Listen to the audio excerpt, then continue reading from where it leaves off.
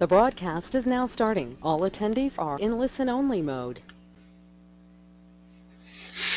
Hi everyone and welcome to Higher Admission. Thank you very much for coming today. My name is Lyle Albaugh. I'm the founder of Higher Admission and I'll be taking you through this explanation and demonstration this afternoon. Just up front I want to say that Higher Admission is a completely new approach to admissions, and so some of the things that you'll hear today are different than the way they're done now, but I think that I hope to convince you that it's a big step in a positive direction for young people applying to college. We have a lot to cover, so I'd like to just jump right in and start with just going over the agenda quickly. First, I'll explain who I am so that I can build some credibility with you, and who I am is a lot of reason why I started this company. I'll talk about why I built Higher Admission. I'll explain what Higher Admission is and what it's not, and then we'll move to the demonstration, the meat of the webinar. And finally, I'll talk to you about why I hope and think that you should recommend Higher Admission. So, who am I? I was a low-income, first-generation college student. I grew up outside of Pittsburgh, Pennsylvania in the 1970s in a steel town that was dying. My father was a shift laborer in the mill. My grandfather had done the same thing. Nobody in my family had gone to college, and with the steel mill kind of dying, there was not a lot of opportunity. College was not on the radar. I was pretty much working full-time except during football season in high school, and just nobody in my family thought of college. We thought it was for the other people. As a senior, a guidance counselor grabbed me, basically signed me up for the SATs, had me take them, and I did well on them, but I had already enlisted in the Marine Corps, and I just threw them in a drawer, and they stayed there for a long time because, like I said, I didn't think it was an option, college. I had no idea how to apply or how to pay for it. I went into the Marine Corps, happened to come across a few of my fellow enlisted men who were taking classes at night. I thought, well, if they can do it, I can do it. I signed up for some classes, did very well. Long story short, I finished my freshman year by taking night classes during my 4 years in the Marine Corps, transferred to Georgetown University as a sophomore, got a tremendous amount of financial help at Georgetown and a lot of advisory help, was an accounting major, went on to work from Georgetown for a year for a big firm called Deloitte. It's an accounting and consulting firm.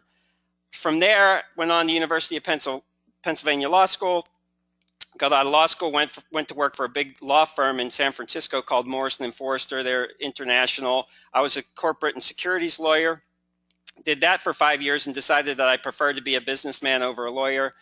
Went into business, been in business, running a business for all that time since, except for raising a family too with my wife, who I met, by the way, at Georgetown University. So I have a sophomore in high school and a freshman in college. Why I built Higher Admission.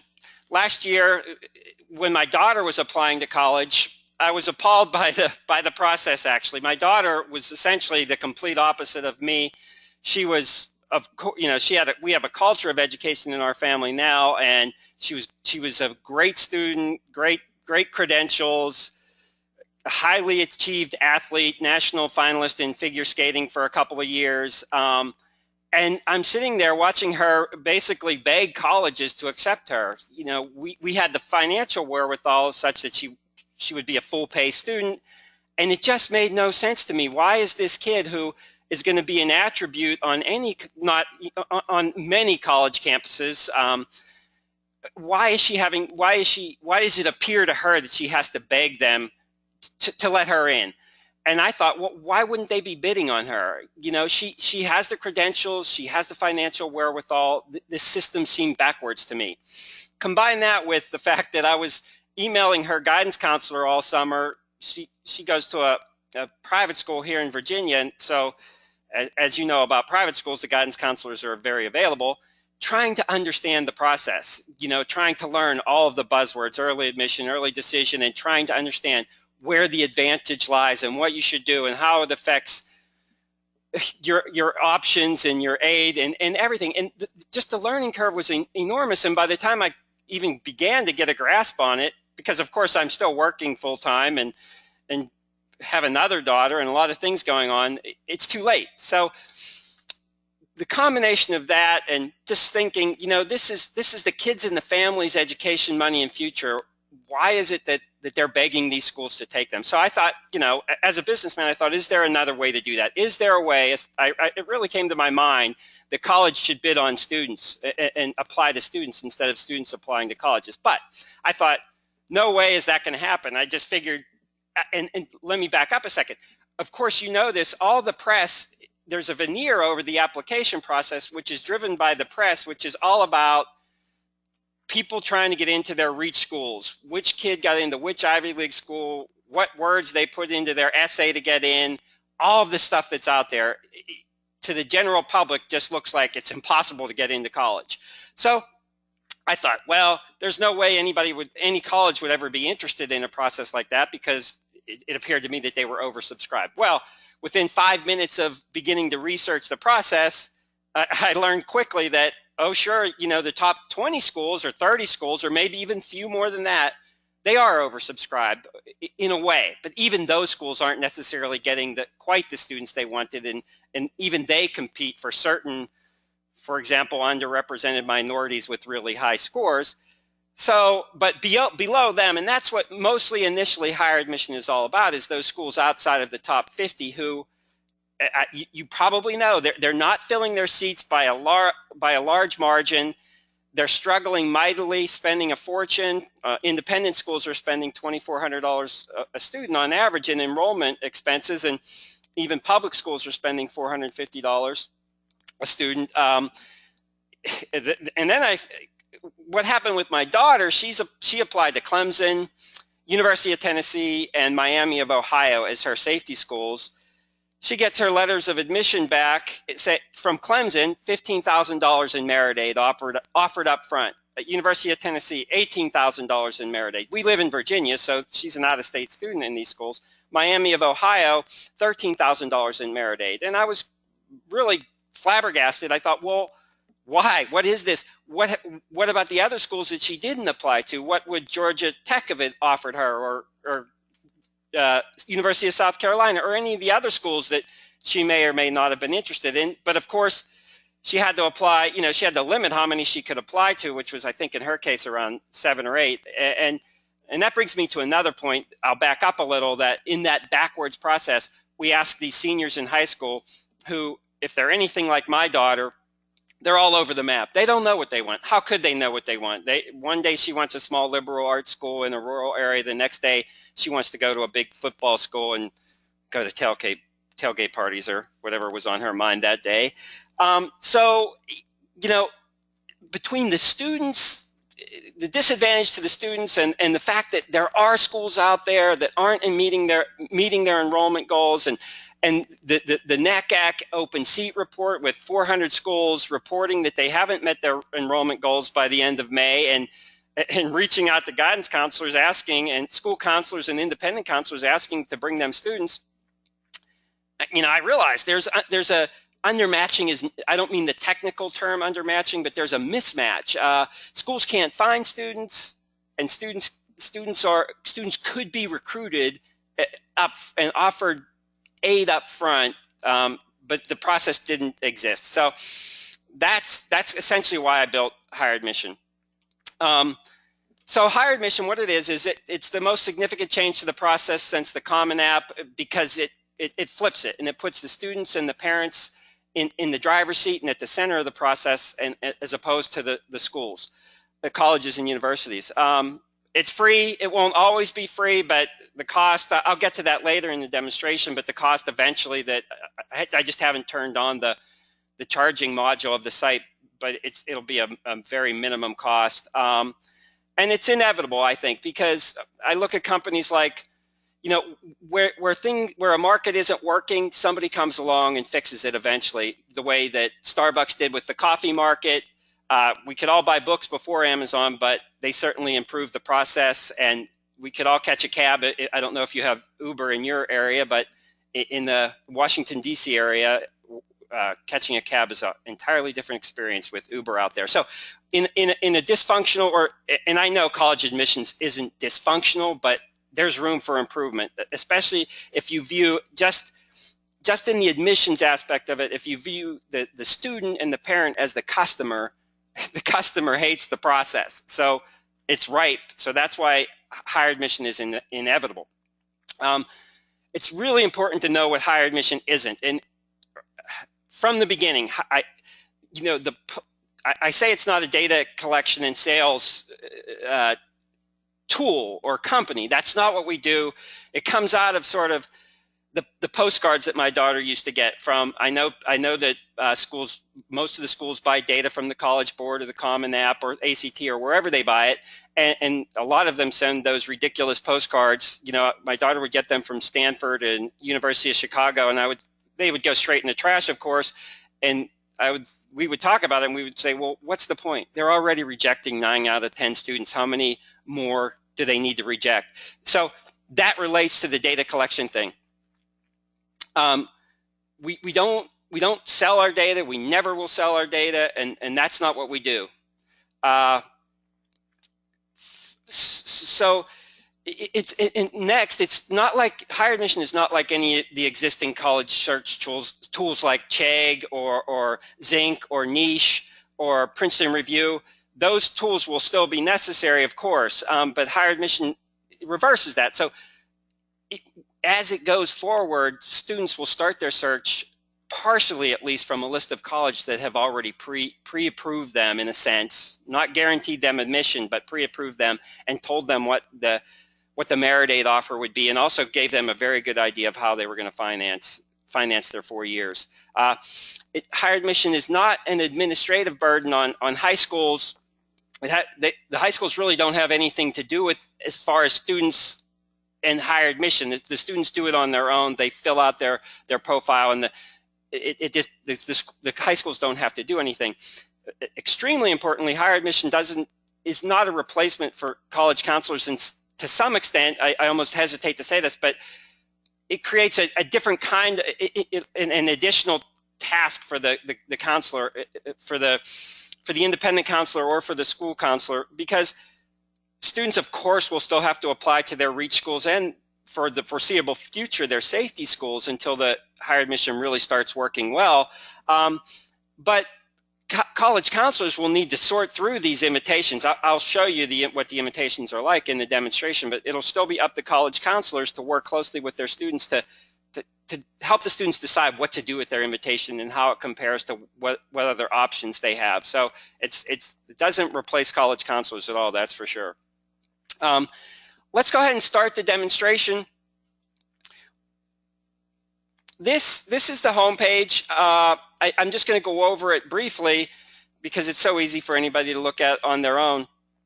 But the important aspect of the home page, and I don't want to scroll down too quickly, is that it's student oriented. I designed it because I want students to know that this is a really easy process for them, and it's an exciting new tool for them. They have no reason not to do it. So I don't talk about the schools. I don't address the school side of the site. The school has two types of users, student users and school users. And I'll mention the schools in a little while, but the home page is really directed to the students and to get them excited about using higher admission. And I know I'm scrolling too fast for anybody to read, but it's all kind of things telling students how it works, and we're going to go over all that. Tucked down in the bottom left-hand corner is how the schools get to their side. What schools do is they enter, an admissions officer comes on, they enter the admissions office, their name and email address and the name of the school, and we vet the school. They have to be a member of NACAC, and we make sure who they are who they say they are, and then we let them into the site to recruit our students. So we'll just flip to what the students do on the site. The first thing they would do is register. It's easy for them to do that. And I think I keep mentioning the 15-minute thing. It takes students 15 minutes for them to build a profile, and it's because they're doing it during their senior year, and they know all the data that goes into the profile. The profile consists of well, let's just look at a profile, and we'll go through it that way. So the student's menu is initially they would enter their profile rather than edit, but so we don't go through entering when I have up an existing profile, and then they can view their profile and they look at their invitations, and then these last two items, editing their user account and logging out, are just mundane, and we won't talk about those. So here's what it looks like when they initially enter their profile. Like I said, this one I've already entered. This, it's a fake student. They enter their demographic information.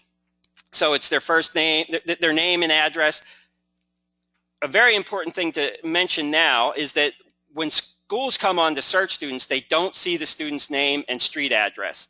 So they can see the state and the zip code, so they can search by state and zip code, but the student is anonymous to the school. The school sees basically a number. The student has a number, a random, not a random number, but a sequential number, and a database of their credentials. So the student's name and address is hidden from the schools. So step one, the students enter their demographic information, gender, race, their parents' college, and that, of course, is a big part of this site is to help first generation, low-income students get enrolled in college, and that's whether they're average students or the low-income high achievers that are everybody's out there searching for and trying to help. So schools can, obviously, they can figure out first generation by sorting on the parents' level of college. They have the option of entering their religion, and that is because there's a lot of religious schools, especially Catholic schools. There's so many fantastic Catholic schools out there, and I'm working closely with the Catholic colleges and universities. There's 200 of them that are just really looking to match Catholic high school students if they can. A lot of them are small and think that they're not getting as many applicants from Catholic high school students as they could. But anyway, religion is obviously an optional entry by the students. The next thing they do, they tell the schools what year they'll begin college, because even freshmen in high school can enter a profile here. I don't restrict the age of the students entering profiles, although higher admission is essentially the opposite of some of these sites that are coming out. I'm sure you've heard about them, that are trying to get kids into their pipeline, into the college's pipeline, basically in their freshman year, and start applying to college in freshman year. I don't agree with what's happening there, and I don't think it's a good idea. And higher admission is kind of the opposite of that, because what colleges really care about, as you know, is the credentials that kid has when they're a senior. What have they done? What are their scores, grades, accomplishments, etc. So I feel that these colleges reaching out to kids so early is backwards. They ought to be worrying about school and not applying to college when they're in 9th grade. So the kids enter the name of their high school. If they had military service, of course, some schools would happily give, want those veterans. They have options of 3 different GPAs they can enter. You know how that goes. SAT scores, ACT scores if they took those, all of their AP tests and scores, IB assessments and scores, and SAT-2 subject tests and scores. So that's kind of the big credential section. On the financial aid section, this is optional. So they can say they don't know their expected family contribution, or they can put it in. This one, it's kind of up to the students. Some schools are really searching for low-income high achievers, and in some cases, I've heard from admissions officers that they're actually searching. They would for a student that's not eligible for financial aid, they would have a different admissions decision of that student. So that's an option for students. Importantly here, the site's always going to be free for low-income students. So if a student has an EFC below a certain amount, the payment module doesn't pop up. And let me talk about the payment module now. I think we're far enough into it. What it will be is, it's free for the students to enter their profiles.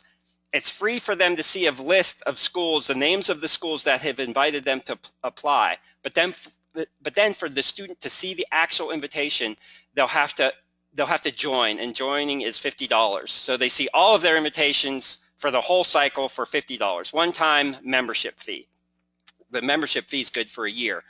And then the students can enter a personal statement. And what I tell them is that go ahead and copy and paste your Common App essay in there, copy and paste an essay from another application or something you've written, or just write a personal statement. I think it just depends on what the student would want to do. We do have some students that have very significant athletic accomplishments or very significant community service that they enter it sort of in list fashion, and the schools see it that way, and it's a good thing for them.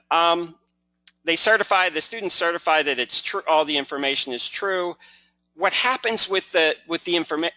Well, let me get to that when I get to the schools inviting the students. So then the students can either hide their profile or publish it. And by publish it, it's not publishing it to the wide world. It's publishing it to the school side of the site, and schools can sort them, search and sort them, except, as I said before, the schools don't see the name and address. So, this is, we've tested it extensively. It really does only take 15 minutes because of the fact that the students know all the information.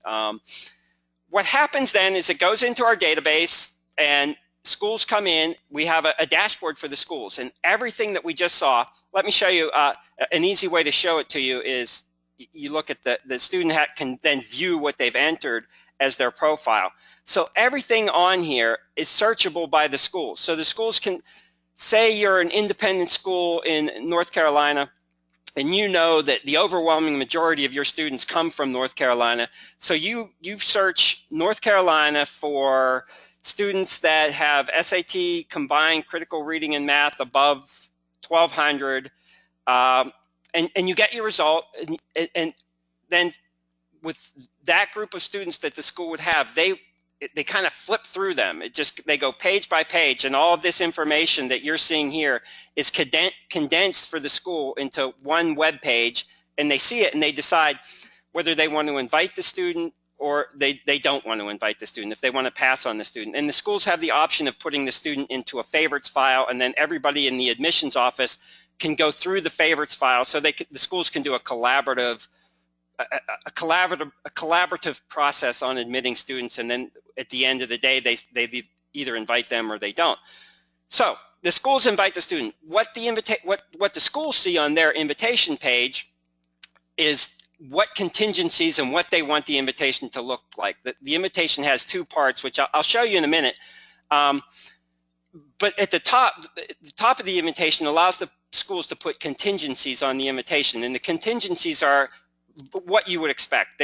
The invitation is contingent on the student submitting their transcripts, submitting their test scores, completing their application process by a certain time. So the invitation has a deadline for the students. It's only, and that's so that schools can, if students don't decide to pursue the invitation, the schools can roll through the invitations, the expired ones or declined ones, and invite more students.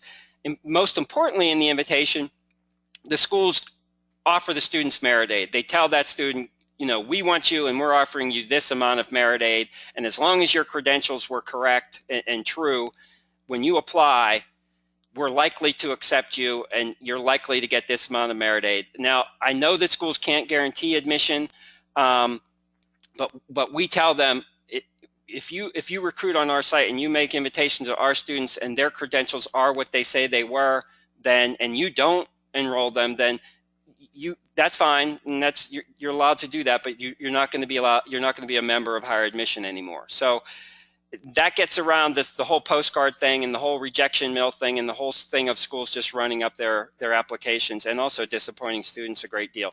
So the schools send that invitation to the students, and what the students see is a menu. They see a list of their invitations. So this student has 2 fake invitations here, and what I want to show you is the one from Faber College. So the student sees these, and all up to this point it's free, and then they would pay to actually click on Faber College. However, they are not paying anything now. It's the entire thing is free for now. There's no charge. Eventually we'll turn that on when we get significant uptake, but I don't know when that will be. So Faber College has invited this student number 5011.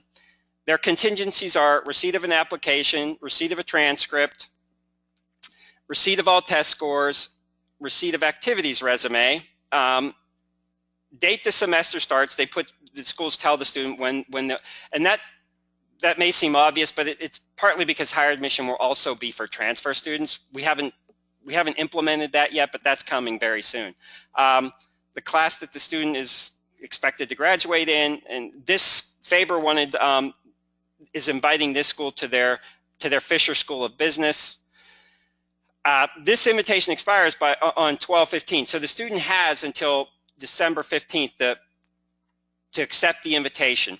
The school doesn't know who the student is, so if the student doesn't accept the invitation and still wants to apply to the school, that's no problem. They would just not do it through this process. They would do it through the ordinary process. And then the school tells the student when they would have to apply for financial aid. So this school, this student, as you saw, she's an outstanding student. They've offered her $18,000 in merit aid, and I won't read you this. This is boilerplate language that the schools can't change, but it basically says that this is in all chances, this is the minimum you'll get.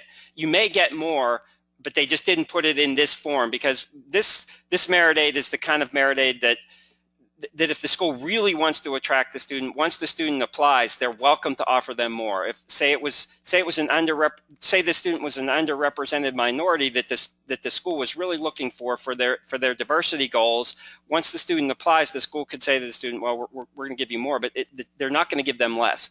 And then I provide the school's net price calculator, the link to it here, and I know that any student could go to any school to do that, but they don't do it because why bother? First of all, they don't know if they've been accepted to the school. They have to go find it, and that's just not the way high school seniors operate. But I think that they're more likely to do it here, and as you know, those net price calculators are pretty good. They do a pretty good job of showing the student and the parents how they're going to finance school, and it's a good way for students to compare different offers. Invitations. Okay, below the merit aid box is the part that the school customizes, and it's their recruiting document. So they get with their graphic design people, put in whatever images they want, whatever links they want, and whatever text they want. They can write in here that they waive their application fee for this student. They put this is just kind of one that I threw together myself for this college. But they can put links into the rankings that they like where they are in those rankings. They can put links into the Department of Ed scorecard, to anything they want, even to their Instagram account and their Facebook account. I have heard about some students that are picking their colleges based on the schools with the best Instagram account, which is kind of a good sign that something's wrong with this process. So the student then, they either decline the invitation or they accept the invitation. And if they click on accept invitation, the school is immediately notified that a student has accepted their invitation, and they're given the student's contact information. So that's when the student and the school, we join the student in school, we introduce them to each other, and the student is then in the normal enrollment and application process for that school, except that they've already received this invitation.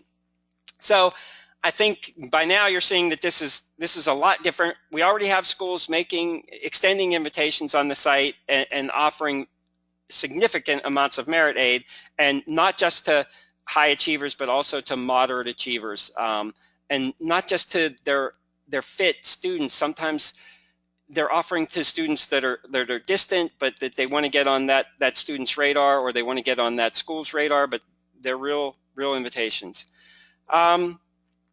I wanted to see, I'm on my own page here, I'm looking over just to see, anybody's welcome to type in any questions. That pretty much does it for my presentation today. If anybody, obviously if people have to go, that's fine. I'm sorry, I feel that it was so brief today, but I don't want to take up people's, too much of people's time. I hope you'll go to the site. I hope you'll refer your students to it. I think that we kind of owe it to students to tell them about it. I especially think of the ones that are struggling, that maybe their family isn't giving them a lot of help, or they're maybe at a very large school where the guidance counselor or the school counselor can help all of the students. And this is a great tool for them, but it's also a great tool for the high achievers as well, who might get offers from schools and invitations from a school that's way outside of what they were thinking of, but it turns out that it's a great fit for them. So, and the thing about the thing about high school seniors is, even though they're so independent and they do so much on their own, when it comes to applying to college, I think they really look to their school counselors and the independent counselors and their parents for a lot of guidance. And without somebody advising them to use a site like this, they won't do it. So thanks again for coming. If I don't, so far, I don't have any questions typed in, so I think we'll sign off. And I'm available. You can find me. It's Lyle at Higher Admission, and you'll see in my emails to you that you can call me or text me or however you want to reach out to me. I'd love to answer any questions. Oh, I'm sorry. I am seeing a couple questions, and whoever wants to stay on, please do. I have one, how many schools currently participate? I have 15 schools. I'm adding about one a week. I do these webinars with schools. I have a webinar tomorrow with 3 more schools. I hope to have 50 by the end of the month. They're coming on faster and faster, but I do have 15 right now. How long is usual time span between when a student inputs info and might hear from a school? It varies. I had a couple weeks ago, one school came in and just started offering everybody, sending everybody invitations. It was very quickly. And what I'm starting to do now is, this is really new for schools. So I'm working closely with them. So what I do is I do some of the school's work for them. I filter students and I write to them. I just wrote to one right before this school and says, look, there's 3 students that are close by that are great. Why don't you look at them? And then eventually I think they'll do that. Well, I know they'll do that on their own. There's another question, would this be in lieu of the Common App? Absolutely not, because the students still have to apply to the school. So if one of the schools on my site, if a school on my site is a Common App school, then when the student goes to apply to that school, they would just use the Common App as their application. I'm not seeing any more questions, so I think in the interest of not keeping you guys longer than I promised, maybe we should sign off. Again, please feel free to contact me anytime, and I hope you'll advise your students to use Higher Admission and spread the word. Thank you very much. Have a great day.